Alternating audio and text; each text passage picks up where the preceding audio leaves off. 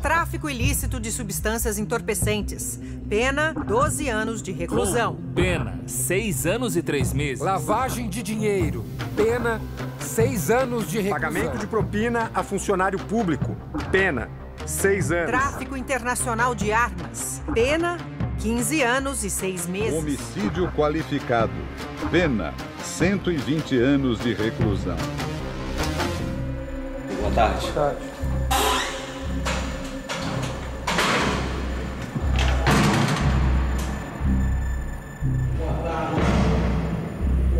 Tudo bom?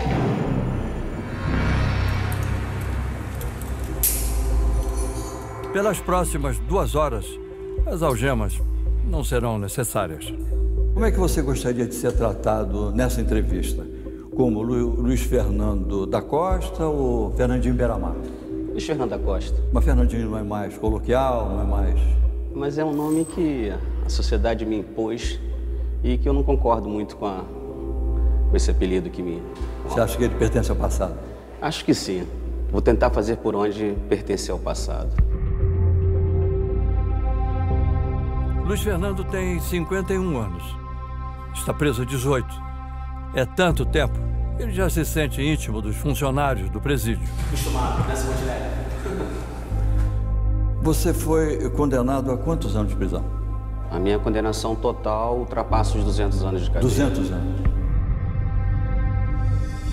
Ele já passou pelos presídios de Rio de Janeiro, Belo Horizonte, Presidente Bernardes, em São Paulo, Catanduvas, no Paraná, Florianópolis, Brasília, Campo Grande, Porto Velho, Maceió e Mossoró. Foram ao menos 7 transferências sob forte esquema de segurança. Com agentes federais, carros blindados, aviões da Força Aérea. O que faz dele o preso mais caro do sistema, segundo o Departamento Penitenciário Nacional. A maior parte da entrevista, Fernando se mantém tranquilo, frio. Analisa bem cada resposta que dá. Isso é história, balela. A gente, é como eu falo, eles pegam uma frase, usa fora do contexto e vira verdade, entendeu? Mas nem sempre ele consegue se conter. Depois que você é eleito, você tem que manter aquilo ali. Tua base de apoio, como é que você vai manter a base daquilo ali? Isso não impede de revelar segredos de uma vida inteira dedicada ao crime. Condenado a 200 e poucos anos de cadeia. Para mim, tanto mais, se vier 10, 30, 40, 50, não haveria necessidade de eu estar aqui. Eu já cometi tantos crimes de estar me querendo passar como santinho disso. As execuções. Apesar de ser considerado o maior traficante do Brasil, a pena mais longa que Fernandinho Beiramar cumpre dentro do sistema penitenciário é por homicídio qualificado. São 120 anos. Entre as atrocidades comandadas por ele, 2 mancharam de sangue sua ficha criminal. Uma tortura e uma execução. Agosto de 1999. Beiramar está foragido, mas a Polícia Federal intercepta uma conversa telefônica. Existe uma transcrição de áudios que, de uma certa forma, colocaram você numa situação, vamos dizer assim, de perda de prestígio e até sendo um pouco mal visto por algumas áreas, até do mundo do crime.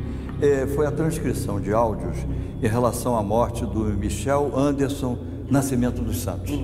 A vítima, segundo as investigações, teria tido uma relação com uma namorada sua e que ele foi então sequestrado, torturado, esquartejado vivo. Alô? Oi? Eu tô com os 2 tempos, o dedo tá tudo pendurado. Tá pendurado? Tá pendurado. A orelha direita, arrancado tudo. Não dá pra ouvir, não. Eu tô escutando só um bagulho de fazer assim, ó. E na orelha esquerda, arrancado um pedaço só pra mim tentar ouvir, senão eu nem ia conseguir falar com vocês. Onde você estava quando mandou matar o Santos? A primeira pergunta que eu te faço é o seguinte. Pela sua experiência de vida, você acha que uma pessoa mutilada dessa forma teria condições de conversar comigo da forma que estava conversando? Você acha então que essa gravação foi o quê? Uma fraude? A voz era sua? Não estou dizendo que tenha sido uma fraude. Eu acho que tem coisas nesse processo, já fui condenado nesse processo. Tem coisas ali que, se eu for falar, não estou falando que justifica, não. Mas a gravação é diferente, Fernando. A gravação, ela reproduz exatamente o tipo de sentimento que você sentia. E se for a montagem? É de que você teria prazer. O que eu estou querendo te dizer é o seguinte: as razões, eu não estou falando de nada justifica o que eu fiz, não estou falando isso. As pessoas não entendem. Às vezes você toma certo tipo de atitudes no calor do momento, ou então porque você tem uma razão de tomar aquela atitude. Beiramar tenta justificar o injustificável. Garanhão, né? Boa, não, senhor. E às vezes que ela acho que está fraturado, que eu vejo disfarçado. Não, mas eu não vou deixar ele fazer isso contigo, não. Porque ela tem que estar inteira, pô. Ela tem que estar inteira. Vem pra cá, quando você for embora pra casa, vou mandar um táxi te levar até a porta de casa. Não, quer ir primeiro pro Duque ou quer ir primeiro direto pra tua casa? Tô Fernando? Não. Pro Duque. Quero usar um táxi pra avisar minha mãe, por favor. Ah, tá bom. O táxi não chegou. A ordem estava dada. Disparos são ouvidos. Só uma pergunta nessa história 20 anos depois ainda persiste. Onde estaria a ex-namorada que teria tido um caso com Michel dos Santos e provocado a ira do traficante? Agora, o que aconteceu com a Joelma, que era sua ex-namorada, e que ela praticamente desapareceu? Uma pessoa que apronta o que ela aprontou ia dar destino. Tô aqui, tô aqui. Ô Meirelles, vem me entrevistar aqui. Você acha que ela tinha medo de também sofrer o mesmo tipo de punição que você impôs? Com certeza, com certeza. Você seria capaz de naquele momento, cabeça quente? Eu acho que na época... pela sua eu amada? Eu acho que dizer que eu não seria capaz, então eu estaria sendo hipócrita, né? Mas eu acho que naquele... Ela escapou por pouco? Eu acho que... O que aconteceu com Joelma permanece um mistério.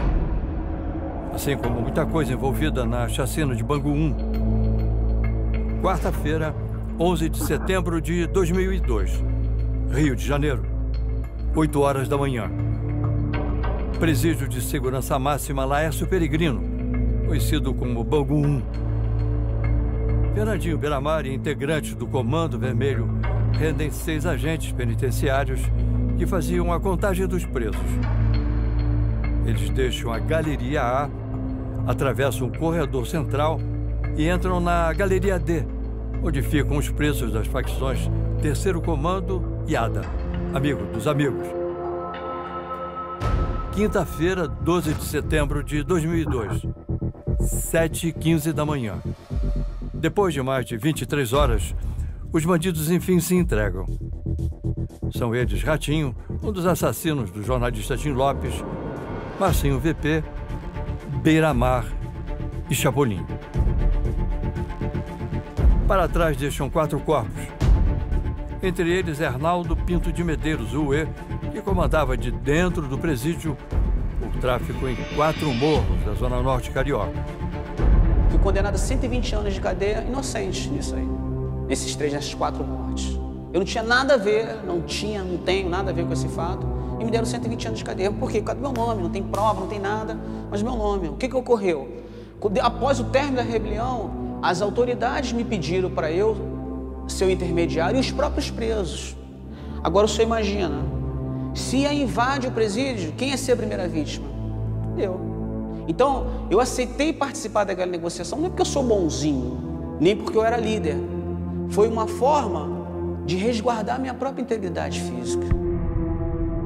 O E foi morto a tiros, depois seu corpo foi enrolado em um colchão e carbonizado. No calor do momento ali, algumas pessoas que não gostavam dele, não me lembro como aconteceu. É porque ele era da ADA, né? Amigo dos amigos, uma outra facção. Isso. E como ele era um cara muito, como é que eu posso dizer, cruel, eu acho que algumas pessoas que foram vítimas deles no passado ali aproveitou o momento e ninguém sabe como começou o fogo, ninguém que estava ali pode dizer foi fulano, foi isso que a gente não viu. Uma das acusações que fazem a você é de que você teria indicado as pessoas, teria feito a seleção de quem deveria morrer. Isso tem fundamento ou é mais um... balela? A decisão do Tribunal de Justiça sobre o caso é clara. Abre aspas. O réu agiu com intensa culpabilidade na medida em que exercia uma posição de notório comando. E após a execução das vítimas, dirigiu-se até elas para, obviamente, conferir e, nesse momento, selecionando e poupando a seu bel prazer as vidas dos demais sobreviventes da quadrilha rival. Fecha aspas. Eu já chego perdendo. Com a fama, lógico, eu não sou santo. Eu dei base para isso. Então o cara chega no tribunal de júri, pô, esse cara é um monstro, esse cara não sei o quê. Tem lógica. Há apenas 2 meses, o filho de Uê foi executado com mais de 40 tiros na porta de casa.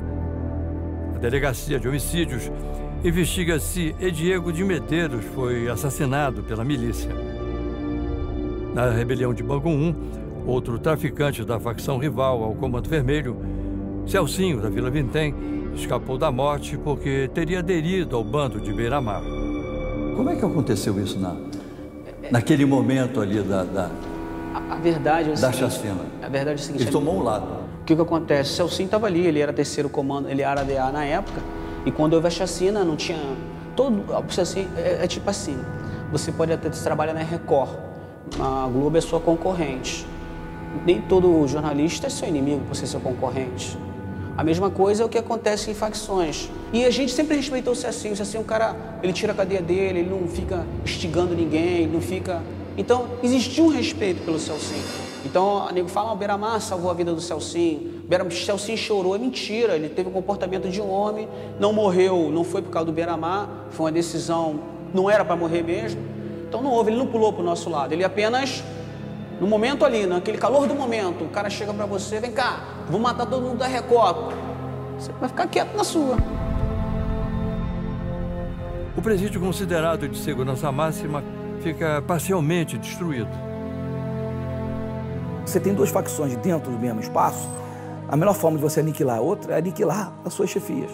Então foi exatamente o que aconteceu lá, uma tentativa de você, eliminação da outra facção, eliminando os seus principais líderes. Após as execuções atribuídas a ele, Fernandinho Beira-Mar esteve trancado nos presídios mais seguros do sistema. Quantas pessoas você já matou ou mandou matar? Não preciso nem comentar responder essa pergunta, não. Deixa quieto isso aí. Muitas pessoas têm preconceito e julgam absurdo defender determinadas pessoas condenadas por crimes que causam maior comoção social, mas o direito de defesa deve ser de todos, sem distinção, sem exceção. Você continua dando ordens para matar? Nada. Tipo assim, o que acontece? A gente, como eu já te falei, a gente está no presídio federal. Aqui, a gente não tem poder de mando de nada. A gente aqui vive, a gente vegeta. A gente está enterrado vivo aqui. Mas as mortes encomendadas por ele ainda estão bem vivas nas noites mal dormidas dentro do presídio. Você tem pesadelos? Como qualquer ser humano a gente tem, né? Qualquer ser humano, mas não é uma coisa recorrente, não. Você consegue dormir na prisão sem o auxílio de remédios? Você dorme naturalmente? É difícil as pessoas que estão numa situação como nós estamos aqui conseguir dormir. Tem épocas que eu durmo sem remédio. Atualmente eu estou dormindo à base de remédio, porque eu não estou conseguindo dormir porque tá, tipo assim, muita coisa tem acontecido, então estou num momento muito conturbado na minha mente. Mas tem épocas que eu consigo dormir sem nenhum tipo de remédio. Nesses momentos de insônia, quais são as imagens ou os crimes que passam diante dos seus olhos? Eu penso de uma forma um pouco diferente. Ao invés de ficar pensando nos erros que eu cometi, eu penso no meu futuro. O que eu tenho que fazer para não repetir, para me ter uma vida diferente? Então eu penso em ter uma vida diferente.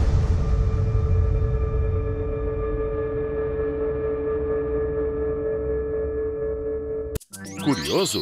Baixe o Play Plus em playplus.com, na Google Play ou App Store.